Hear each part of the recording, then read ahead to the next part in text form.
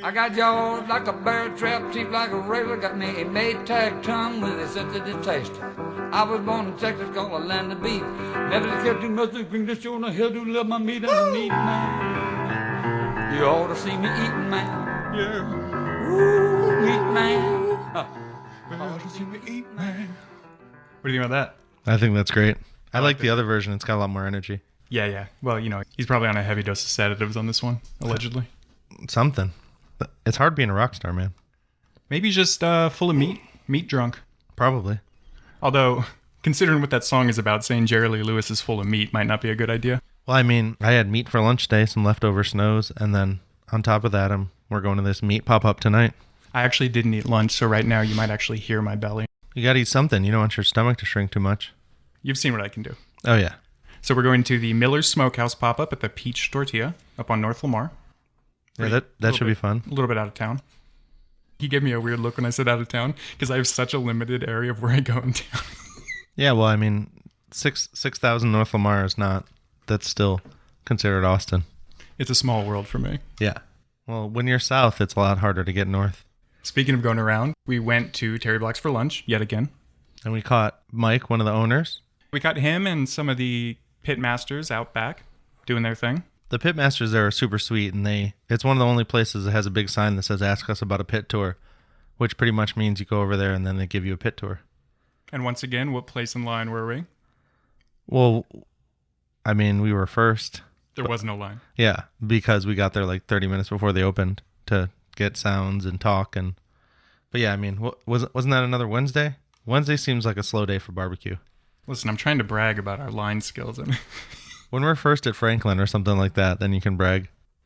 I wrote a song for you. Oh, yeah? What's that? It's our mailbag song. I made it. I'm such a talented songwriter, and we both used to be in bands. You'll see why. Oh, yes, wait a minute, Mr. Meat Man. Wait, hey, Mr. Meat Man. Meat Man. Whoa, yeah. Meat. Please, please, Mr. Meat Man. Whoa, yeah. Mailbag. What do you think? That is Permanent selection. that is properly hacked up with your voice thrown in. Do you see that thing in the corner there, Yoni? What? That giant bag? Yeah. It's full. Do you know what that bag is? Our mailbag? Let me grab it. Hold on. I'll be right back. I gotta drag it over. Hold on. I have it over my shoulder. I'm pulling it across the... Oh! All right. Okay. Check it out. We got a giant letter in here. That's a lot for one letter. Let me read it here. Let me open it up. Okay. Hey, meat men. Love the show. Question. When I'm at the grocery store and I want to pick out a brisket or pork rib, how do I know what to look for in terms of getting the best quality meat? I would say for brisket, the big thing, first you got to decide, are you doing a big smoke? Do you want a full brisket? Do you want to just buy a point or a flat? Because the bigger the brisket, the longer it's going to take to cook. So if you buy a full brisket, a good 10 to 15 pound packer, you're going to be cooking for 12 hours. Where do you buy your brisket, by the way? I've been buying them all over the place. My next one's going to be from Costco because everyone seems to be all about the Costco Primes. Yeah, I think it's the fact that you can get such a good deal on a lot, like if you're doing a big smoke. The last time I went to one of the local grocery stores, unfortunately I went last minute, and so I ended up with this pre-trimmed, slashed, and murdered brisket. So I suggest if you're going to buy a brisket, I would take the time to trim it, and you want to trim it when it's cold. Aaron Franklin has a great YouTube video that's like 2 minutes. I watch it every time I trim a brisket, even though I've done it a bunch of times. Unless you really know the butcher, you can't really trust them to cut it up for you because those 2 briskets I bought, they had all kinds of slashes and flaps, and they took too much fat off of one end, and they took a good probably 14-pound brisket and turned it into like 11 and a half, which is, I think, a little too much. So when you're trimming your brisket at home, how deep do you know? How do you know you're going deep enough and not too deep? Because you don't want to take off the meat because, that's good stuff. The idea is leaving just enough fat on for it to render, but not so much that it just ends up being this chewy piece. I'm still trying to figure out how to trim things quite right, but the last one that I trimmed myself came out pretty dang good. But also you want to take a look at the meat and You'll see some that have like no marbling. You want to kind of try to catch one that has a good mix of fat and meat. If it's too fatty or not fatty enough, it's not going to render quite right. Speaking of quite right, much like Goldilocks, whenever I go to Terry Black's, that's how I feel. I feel like I want to take a nap, and that's because I eat so much in such a short time. Terry Black's is solid. I know a lot of people who, they'll say, oh, I'd love to get barbecue in Austin, but there's always a line. And I always immediately say, well, go to Terry Black's. I'm like, oh, but is it as good? And now that it's on the top 50, I can reference that rather than people don't always take your word on things. That's why I stopped giving so much advice. Free advice, I should say. Yeah, hopefully people take our word on things since we have a podcast. People are starting to realize that we take barbecue pretty seriously. We do. And if we say eat at Terry Black's, you eat at Terry Black's. Oh, yeah. We're not going to really go to any place that isn't delicious, except when you make me go to Arby's. Yeah, we're going to go to Arby's for sure. I'll take a bite. We'll see how it is. Did I tell you that I work for Arby's? This is a whole shill operation. Right? Oh, that's why you're always wearing an Arby's shirt and hat when you come in? And I reek of it. But anyway, Terry Black's, I love this place because it's a perfect lunch spot, I think. Because you can get in and out. They've got loads of sides. You can get any meal you want. You can make a sandwich. You can get a bunch of meat. You can take leftovers for the office. And it doesn't require a lot of time investment. So it's a great way to get in and out in the afternoon instead of being really early in the morning. Well, you'll see the best part is you go there right around noon. We go there earlier because we have the time, but when you go there and it's busy, you'll see a bunch of filthy construction site guys standing next to a bunch of guys in suits. It really levels the playing field as far as who goes there. And that's what I like about it is you'll see every person from Austin and they're all taking the time to eat some delicious barbecue in the middle of the day. Those filthy construction workers eating barbecue in front of me. Oh, you didn't see those guys? When we were there the last time, there were some guys that you could see the dust coming off of them when they came in through the sunlight. The beauty of barbecue is that it's a high quality thing without any kind of dress code, any requirement. There's no discrimination in barbecue. All you have to have is a wallet and an appetite. So I'm looking at a picture here of the twin Black brothers. You got Michael and Mark. And they're the sons of Terry Black, the namesake, who was born and raised in Lockhart, Texas. Lockhart, Texas, where the original Black's barbecue is at. So before we talk to Michael Black, let's crack open our drinks here. What are you having, Yoni? It looks like you brought me a Bishop Shandy. Yeah, this is the Bishop Cider Company, and it has black tea, lemons, apples, and sunshine.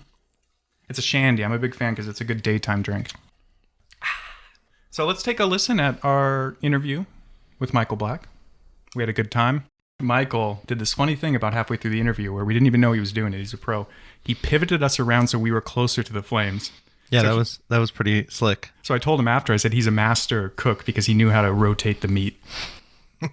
Rotated the interviewers. Let's take a listen. So we're here at Terry Black's Barbecue.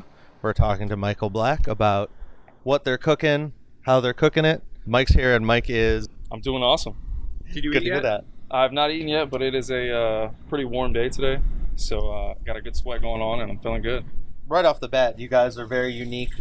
You're right in the middle of downtown Austin, which there are a few places that do that, but you guys almost have, you have top-level barbecue, but in a place where there aren't crazy lines, except, I guess you said on the weekends? Right, yeah. So I mean, we build up a decent little line, Monday through Sunday. We're open 7 days a week.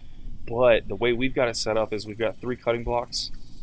And, we try to pump people out as fast as possible. We want folks to come in and be able to sit down and get good barbecue, prime quality meats on their lunch break. We don't want to make it an all-day thing to where, you've got to wait 1, 2, 3 hours in line just to get good barbecue in Austin. Plus, you have a huge array of sides and desserts as well. Right, yeah, we kind of, try to separate ourselves from, some of the other restaurants by offering more sides. I call it the perfect lunch spot because I can come in and be out within an hour. Right, yeah. That's our goal, is to get you through the line in 15 to 20 minutes and to your table. And, however long it takes you to eat is however long it takes. But it's usually about 20, 30 minutes. Much less for us. Right? We ate really fast because we haven't eaten all day. We sure are pros at eating. Oh, yeah. Well, the choices there are awesome. Their green beans are fire. They put just the right amount of butter and these chopped up sauteed onions all over them. It's great. Yeah, I'm pretty sure they have garlic in there, and it does that thing where the garlic kind of caramelizes, so it's these little crunchy garlic bits inside. I don't know how they do it, but they there's no like burnt pieces. It's all perfectly cooked, and they've got beans and rice and. Geez, I should have taken a picture. There's so much stuff, and there's like 5 kinds of desserts as well. You can just buy a whole avocado. You can just buy a whole avocado? Yeah, I'll do my grocery shopping at Terry Black's. it's probably not that cost effective. That's what you do, though. When you go to barbecue, you always take leftovers home. Oh, always. Like, or give me an extra half a cow, and I'll just put it on my back. And I think in this interview, you ask him, how many cows do you cook? I don't think you understand that a brisket is really only like 2 very small parts of a cow. It's like a 700-pound animal, and we're looking at like 30 pounds total for 2 briskets. yeah, I thought a cow had 36 briskets, No, just two little chest muscles. and the rest you just throw away. Yeah, I mean, I don't know what else you would do. I'd just eat the brisket and the ribs. You can keep the ribs. So one of the reasons that it's such a good lunch spot and you can breeze through that line is because they have way more staff than I've seen at any other place, besides, Salt Lake, of course. Yeah, they have 3 cutting boards. They've got 3 to 5 people backing up those cutting boards, and they're running meat in and out of fridges and smokers, and I mean that is an operation that's happening down there. Yeah, here's Michael talking more about their strategy for making sure people can get in and out. You've got all these people cutting your meat. You've got all these people cooking it. You've got a much bigger staff than most places. Right. We've got a phenomenal location. We're just south of downtown, just south of the river, but we've also got 51 parking spots, which is, unbelievable in this area. There's not many restaurants that have that many parking spots. And we also have 51 employees. Wow. So we're running a big staff, but there's just so much going on. We do a lot of volume, and to keep the meat, as high quality as we want, we need extra hands on deck. And you guys stay open until what, 9 o'clock? Yep, 11 a.m. to 9 p.m. or sold out. So we do sell out pretty much every night, but we've got it down to a science to where we can get it very, very close. We usually have 1 or 2 briskets left over at the end of the night, and we'll vacuum seal those and sell them as frozen meat the next day at a discounted price. And then your pork ribs, turkeys, and beef ribs, we shoot to sell out about 8 o'clock. So you could go till 7:30 or it could go till 8:30, but that's substantial compared to most places that are done by 1 or 2. right, most places are running just till lunch, 1, 2, 3 o'clock, and then they're done for the day. We wanted to set ourselves up to where we're 7 days a week, lunch or dinner. So people who live and work in Austin, they can go for lunch, but that's actually really useful to have late hours for tourists. If you're near a barbecue spot, you will run into some defeated souls who wanted to go but didn't want to wait in line, and you can make their day by going, hey, go to Terry Black's. It's just as good. It's high quality, but you won't wait in line, and I know you'll get something.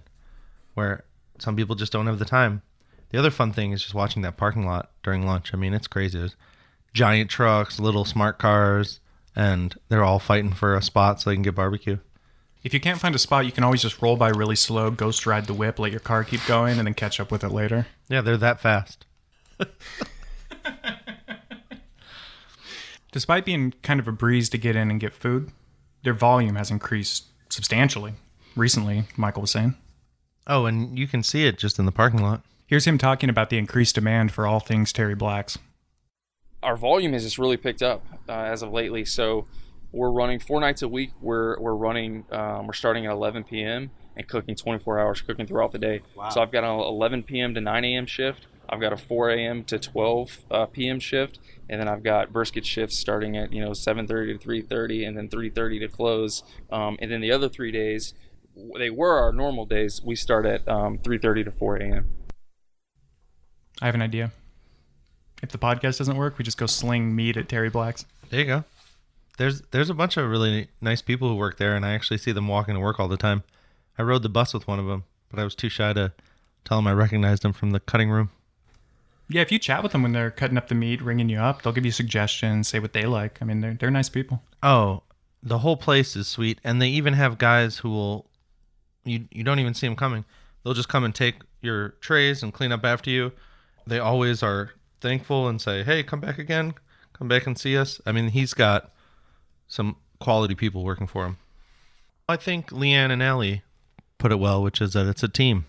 A good business is from the person who opens the door from you. I mean, even the person who hands us the trays there. Have you been here before? Well, here's how it works. You know, just they're all so excited to help, and I think that it shows good leadership to have a staff that is unfazed and happy. You know, it's like going to Disney World. The food at Disney World is nowhere near as good. No, absolutely not. But it's all shaped like Mickey, so that's kind of cool. The ice cream is. I bought my nieces the last time I was there. I bought them all ice cream, Mickey ice creams. They were excited about that. Here's a very important question for you, Yoni. Yeah. If they had a barbecue place at Disneyland, Mm-hmm. which character would be the tastiest? I'm trying to think. There's like a bad guy that's a cow. He's in that Steamboat Willie cartoon. I don't know if he's a cow. He's just kind of a big thing. I'm not sure what he is. Well, cow's too easy. We have actually a listener here. My girlfriend Cassidy is listening. She perked up. Do you have a suggestion? She said Ursula. You nasty. I think the villains in general would be tough meat. A lot of stress and freaking out. A lot of angry yelling. You want like a happy animal. Like Pluto maybe. But dog would be gross. You want your meat to be happy before you eat it? Yeah, isn't that the whole thing now? You have happy chickens and happy cows, and you treat them really well until you chop them into pieces. Here's some more on the sheer volume that they're putting out at Terry Black's. I'm not going to say we're cooking the most in town, but you'd be hard pressed to find anyone else outside, if you consider them in town. Salt Lick, which is actually in Driftwood, there's no one that competes with them. For people who know Salt Lick, I mean, that's a big ranch-style place. They have a couple locations, but the one I know is a big, sprawling grounds. Of course, they have tons of staff and tons of output. But Terry Black's is in the city. Terry Black's is right in the smack. I mean, it's just south of the river. You can see downtown from their porch. So as far as I'm concerned, our meal, the standout, on my plate at least, for me, was a turkey. Oh, the turkey at Terry Black's is good. And they don't do much to it. They don't brine it. They don't do anything like that. It's all natural. Nope, just a nice piece of turkey with some delicious skin on it. I'm so sick of bad turkey over the years. You know, I grew up with that lunch meat turkey, that real salty, thinly cut stuff. And so I always thought turkey tasted like that. And the first time I had a real turkey sandwich, I think I came in my Not when I ate the turkey, just now in the studio. Yeah, I mean, I've even thought about taking one of those fancy smoked turkeys and buying a slicer, you know, slicing it like deli meat, seeing how it would come out. Yes, please. And Yeah. make sure you do it on recording day. Totally. I hate those slicers, though. I worked in a place that had one of those slicers and it has this warning label that shows, like, fingers being separated. It scares the shit out of me. Yeah, that doesn't really inspire your appetite. No. So here's me telling Michael, fanboying out about his turkey, but he gives a little talk about it here. How many cows? There's 2 briskets to a cow. Okay, yeah. Okay, listen. I get turkey and cow mixed up. I'm kidding, of course. I got the clips rearranged. This is actually Michael talking about briskets. And Yeah. I asked him how many briskets are on a cow because I'm a little ignorant. Also say on our busiest day, we'll do 300 cows. 300 cows. Wow. I picture that movie. I picture a cow kicking someone into a big pit as revenge for eating them all those years. What movie? 300, man! Oh, like 300. This is barbecue. This is barbecue. I got the turkey for the first time based on recommendations. Now we're back. We're cooking now. We're talking about turkey. Exactly. All right, let's hear Michael talk turkey. Turkey's amazing. They said they all eat it. Like that's one of their go-to meal. Every employee eats here pretty much every single day. And I eat the turkey usually about twice a day. Yeah. About a pound in total. It's good. I would love to make a sandwich out of that. Yeah, and like my grandfather used to say, it's not what you put on it, it's what you don't put on it. Just keeping it, let the meat speak for itself. I don't think you really want your meat to talk. No. I think that would be terrifying. Please, Yoni. No. Hey, there's only one way to find out. You gotta go kill a cow yourself. Oh, God, we're going to have to do that, aren't we? I don't think anyone will let us. You have to be like certified and stuff. Oh, you don't want to just sneak on a ranch and off one? Well, that's just wasting a whole cow. Well, we don't want to waste a cow, of course. Yeah, of course. Speaking of recommendations, I recommend the turkey at Terry Black's. Here's what Michael Black recommends as far as Austin barbecue. So I really like the quality that Curlin's on the east side. I really like the quality that they're putting out. Also like Valentina's. I live down there, pretty close to Valentina's. And, anything you mix with a good tortilla and guacamole is amazing. Oh, yeah. So, their take on barbecue, the Tex-Mex style, I think that's think it's awesome, and I love it. This is one that's going very high up my gotta eat at list. It's Valentina's. It's Tex-Mex barbecue. Oh, Valentina's is. I don't know if they actually have a brick and mortar, but they're building the brick and mortar right next to where they move their trailer. It's actually down in your neighborhood. It's on South Manchac, and they do these tacos with runny eggs in them, and I mean it's just. They do a great beef rib. They're a solid choice. I think maybe we should bump them to one of the next ones on the list. God, I wish we could just go right now. I wish we could teleport while we're doing the show just to barbecue. We're going to the Miller's pop-up like as soon as we finish this episode. Yeah, how long until we're leaving, do you think? I don't know. Play the clips. Let's go. 15 minutes probably, right? And I'm still wishing we could go to another barbecue. This show makes me crazy. Oh, it's great. I'm eating so much barbecue these days. It's insane. It's fine. It's good for you. I've ate more barbecue in the last month than I've ever had, and this is true, in my entire life. That's great. Let's turn up the volume even higher. Any of those top 50 can arguably, are interchangeable in the top 10. It just depends on, what day you go there. So every barbecue restaurant, has its ups and its downs. Its good days and its bad days. That's the hardest thing about barbecue is consistency. So, I mean, like I said, all the top 50, they're worthy of that top 10, but, the top 10, and they're amazing restaurants. All 50 are, but, they're lucky enough to where Barbecue Snob and Texas Monthly just hit them on that right day, and they hit them enough times, and they were amazing. Let's not forget, it's really just about the food that you're putting in your mouth and getting into your belly. Like, that's... God, Yoni, I'm so hungry. Hearing myself talk about food in my belly made my belly make a noise. Did you? Oh, God, I want to eat so bad. How do we get out of here? Let's finish this episode. Come on. I can't even lift my finger to play this clip. That's really what speaks for itself. And I think it's true. Every time I'm eating one of these spots that's on the top 50 or a recommended spot, if it's good, if it's a good day, that's my favorite barbecue of all time. Like, that was the best fucking barbecue I've ever had because, like, in the moment, yeah, it's so good. And it is great, of course, all the time. But I just think there's this level that everyone's operating on in this community. That was Terry Black's. Hope you can check it out. I know we'll be back, I'm sure, in a couple weeks. I mean, I find myself there at least once a month. As we said, Terry Black's is incredibly available. They are quick to cut. They're open longer hours than almost every barbecue place on the top 50. So it's definitely a good choice here in Austin. You can find us on Facebook and Instagram and Twitter as Best Barbecue. And you can send your questions and you can jump in the mailbag at contact@bestbarbecueshow.com. Hey, they call me the meat man. This has been a production of Glencliff Media, produced right here in the heart of Texas.